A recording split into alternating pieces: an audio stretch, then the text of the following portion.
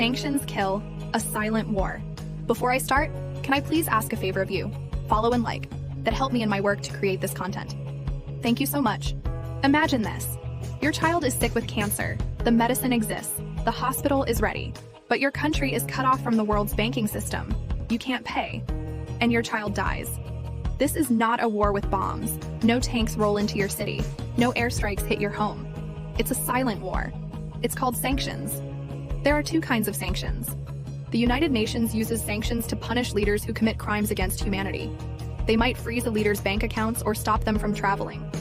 But they make sure ordinary people can still get food, medicine, and basic supplies. The United States does something very different. They use what are called unilateral coercive measures. They decide on their own, without any court or trial, to punish an entire country. Sometimes they even make up reasons saying a country is a threat or supports terrorism. And when they do this, the damage is deadly. In Venezuela, families have traveled abroad to get cancer treatment for their children, but at the hospital the payment is refused, blocked by US sanctions. In Iran, a member of a visiting US group became seriously ill. The group had money to pay the hospital, but the payment couldn't go through because all financial links were cut by sanctions. When the US left Afghanistan, it froze 80% of the country's central bank funds. Overnight, the nation was thrown into extreme poverty. In Cuba, scientists have made medical breakthroughs that could save lives in the US. But the blockade stops any cooperation, keeping those cures out of reach.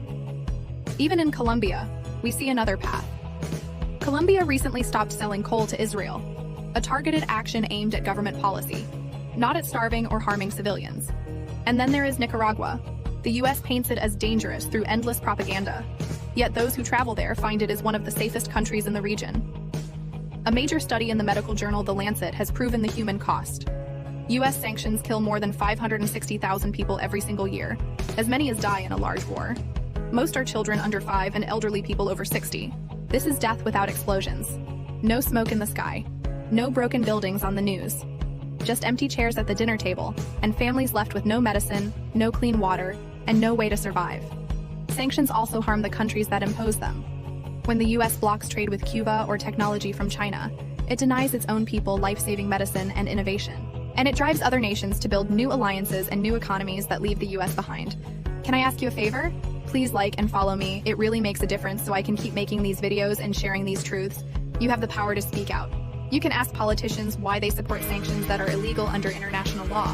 You can look for news beyond the headlines. You can share the stories of those who live under these measures. Thank you for watching until the end. And remember, sanctions kill, silently but surely. Please like and follow for more.